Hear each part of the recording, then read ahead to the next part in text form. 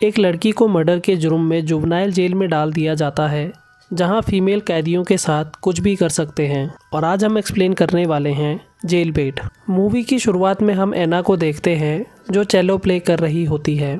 इतने में उसके स्टेप डैड अंदर आते हैं, जिन्हें देखकर वो सहमी हुई सी लगती है। वो एना के पास बैठ जाता है और उसे टच करने लगता है। ये सब एना को बिल्कुल भी अच्छा नहीं लगता और फिर वो एना के साथ ज़बरदस्ती करने लगता है और उसके कपड़े उतारता है। एना अपने पैरों से उसे धक्का देती है और पीछे की तरफ गिरने की वजह से उसके गले में कुछ चीज़ घुस जाती है और वो मर जाता है।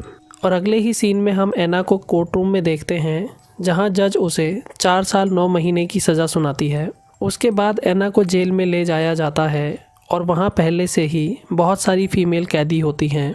वहां उनके कपड़े उतारकर उन्हें चेक किया जाता है और फिर हम वहां के वार्डन फ्रैंक को देखते हैं, जो उन्हें कुछ बातें मानने के इंस्ट्रक्शंस देता है।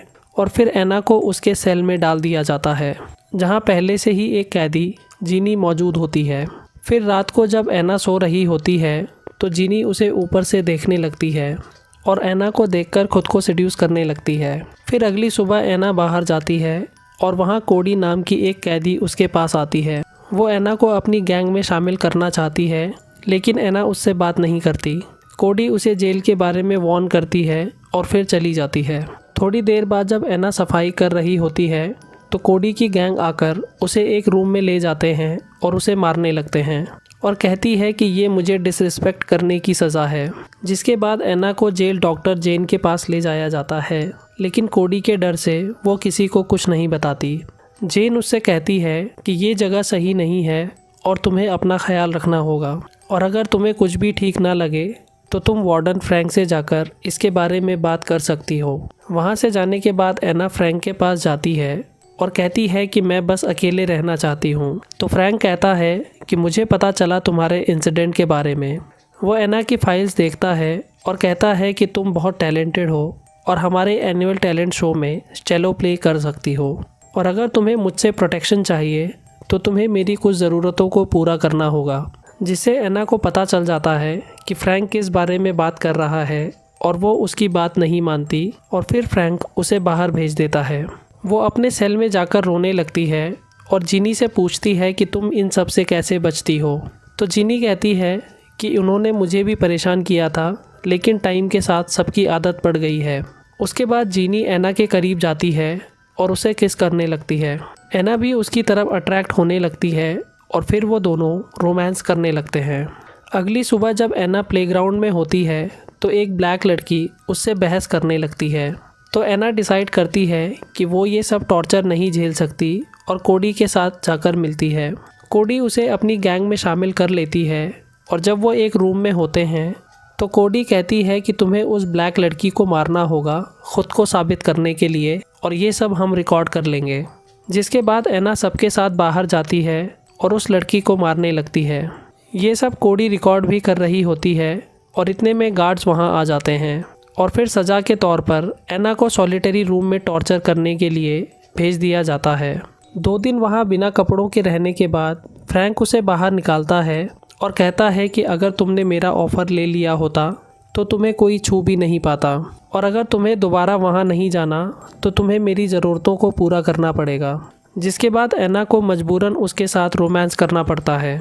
फिर एना के वहाँ से जाने के बाद कोडी उसके हाथ पर अपनी गैंग का टैटू बनवा देती है, और बाकी सबके जाने के बाद वो एना के साथ माल फूकने लगती है। और फिर थोड़ी देर बाद वो एना के करीब आती है और वो दोनों रोमांस करने लगते हैं। कुछ दिनों बाद एना की मॉम उससे मिलने आती है और कहती है कि तुमने उसे क्यों मारा, वो तुम्हें अपनी सगी बेटी की तरह प्यार करता था।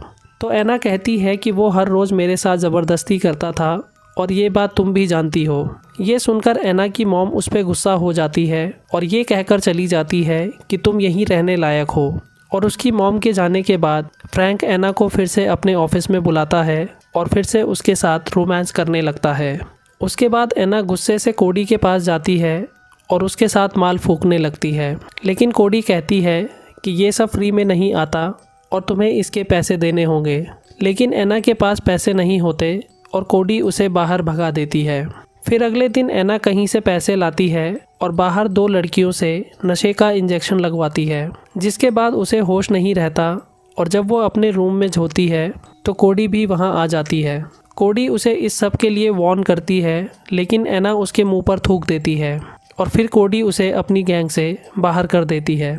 और फिर थोड़ी देर बाद जब एना नहा रही होती है तो ब्लैक गैंग वाली लड़कियां अंदर आकर एना को मारकर चली जाती है। फिर इसके बाद हम देखते हैं कि एना को नशे की लत लग जाती है और उसके रोज़ के झगड़ों की वजह से उसे सॉलिटरी रूम में डाल दिया जाता है, जिससे वो सुसाइड करने की कोशिश करती है और उसे एग्जामिन करने के बाद जनरल वार्ड में शिफ्ट कर दिया जाता है, जहां उसी की तरह बहुत सारी लड़कियां होती हैं जो ड्रग्स की लत की वजह से बहुत बीमार होती हैं।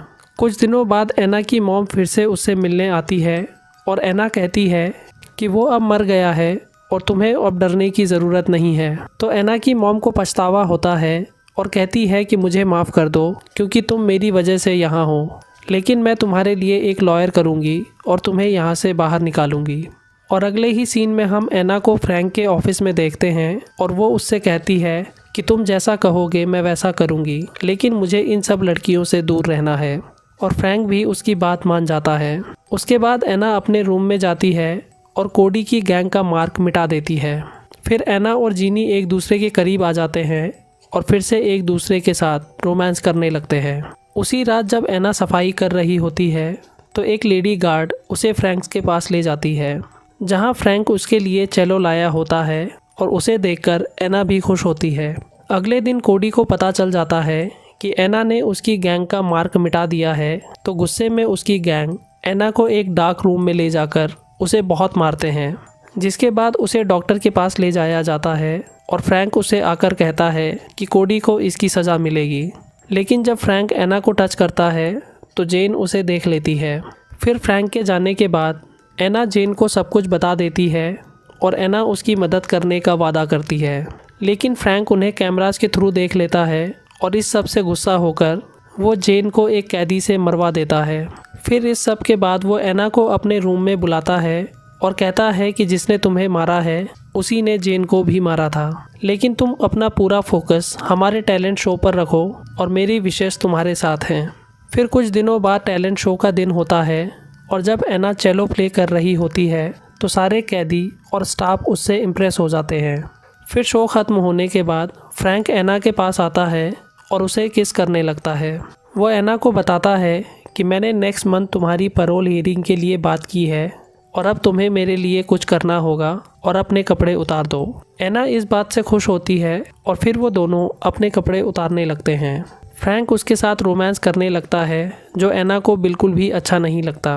वहाँ से जाने के बाद एना जीनी को पैरोल वाली बात बताती है, तो जीनी कहती है कि फ्रैंक पर भरोसा मत करना क्योंकि वो सबके साथ यही करता है और तुम ही बताओ कि तुम्हारे यहाँ से जाने के बाद उसका क्या फ़ायदा होगा।